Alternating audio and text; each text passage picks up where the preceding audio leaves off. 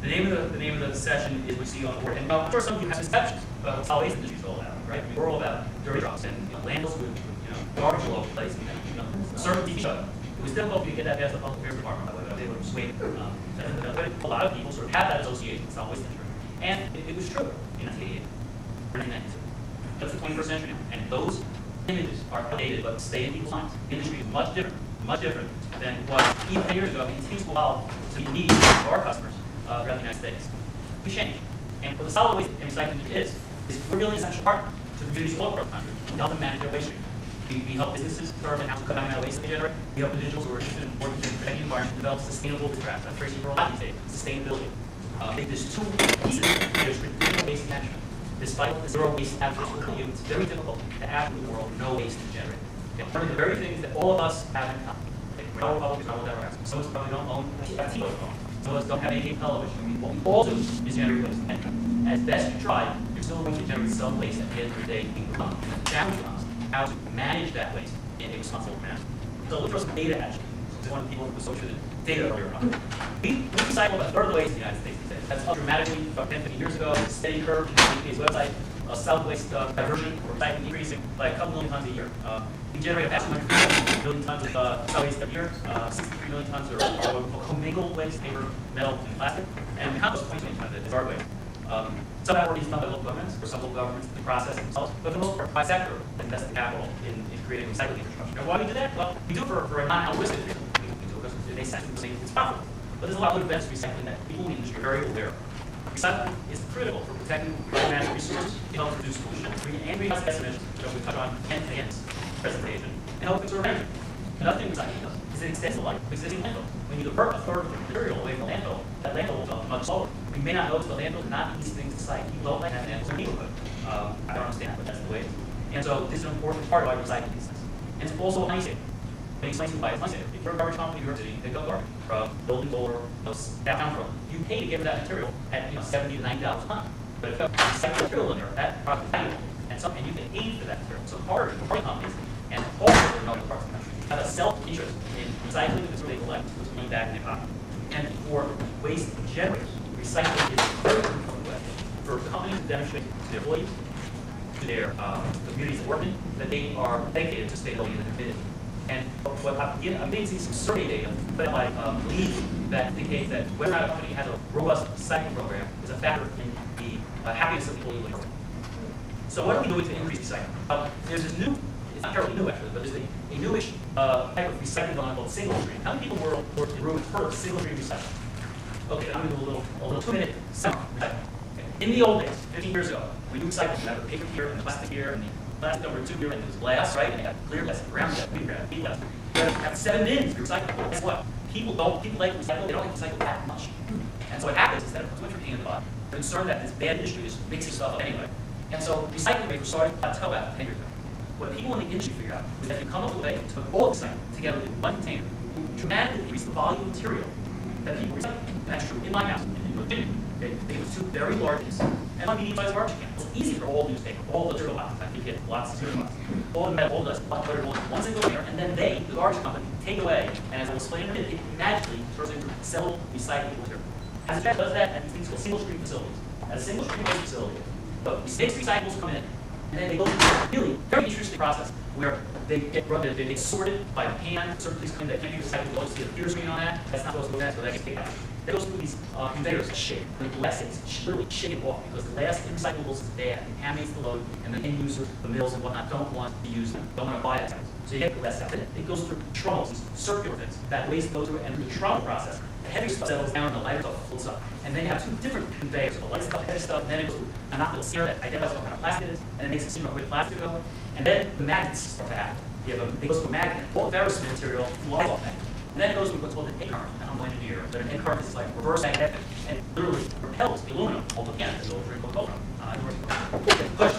So what happens in all this process, think of a plastic line, a paper line, a metal line, and then lots of other glass line. And you generate huge volumes of these materials compared to the way that we hold it. And single-stream recycling is literally sweeping the country. Why? Because it's dramatically increasing recycling rates.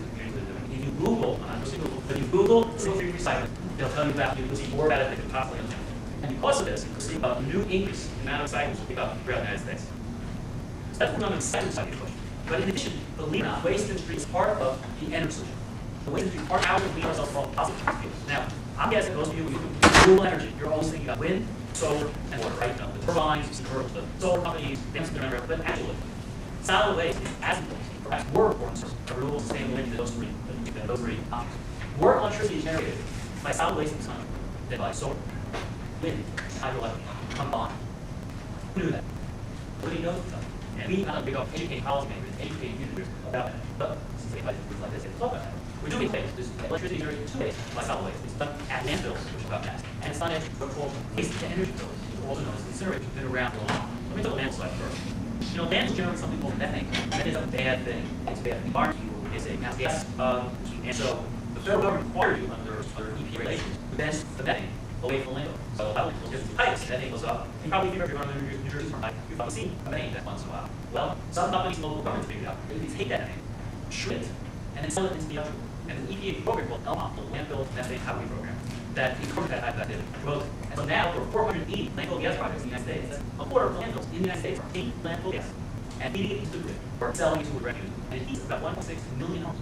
Landfill gas is used at manufacturing facilities, it's used at schools. Among the companies or entities that are using landfill gas are NASA in Houston, BMW in South Carolina, Dell in Austin, Texas, University of New Hampshire just opened its landfill gas facility. They had the first lean graduation actually at University of New Hampshire. There's a paper, I read that article in the web, Spring and Train. SC Johnson is a manufacturer of content. They're right next to a landfill and a pipe that connects them to the landfill. They do this because it reduces greenhouse gas emissions, which is gas. It saves these companies a lot of money and energy, and it's reduced by environmental. To give you an idea of how much to quantify a little bit, annually, on an annual basis, the landfill gas used in these 480 landfills is the equivalent, from a greenhouse gas perspective, of more than 15 million cars every year.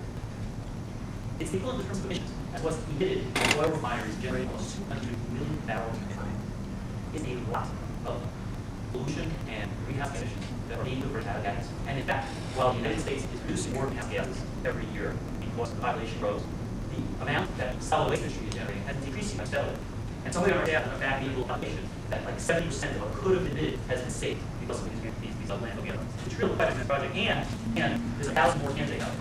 There are 1,000 more landfills that have been identified by EPA that are suitable for these types of projects that I outlined. So we're not done yet. Now, the traditional way to do this is through what people in solid waste industry like to call waste-based energy. That's a term for waste and energy facility, an incinerator. Incinerators have been around for decades. There's 87 of them in the United States. They also generate electricity, the power of about 1.7 million homes. They generate 2,700 megawatts of electricity. It's a lot of electricity. And incinerators are common in the New York City metropolitan area. There's a number of facilities out on Long Island, and there's two of them just west of Los Angeles in County. Right north of the 14 on the left side is the legal response act just to the airport. That is the County Resource Recovery Facility. That's a fancy name for their incinerator. And you transfer all over your New York City, from there, and they generate electricity.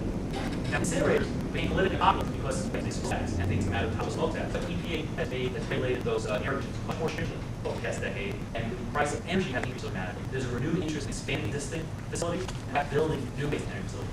No new waste energy facility has been brought online in the United States since 1994, 15 years. But there are projects in various planning stages all over the country right now, and Congress' consideration of climate change legislation and its renewable energy piece of that to help to propel the planning of the facilities.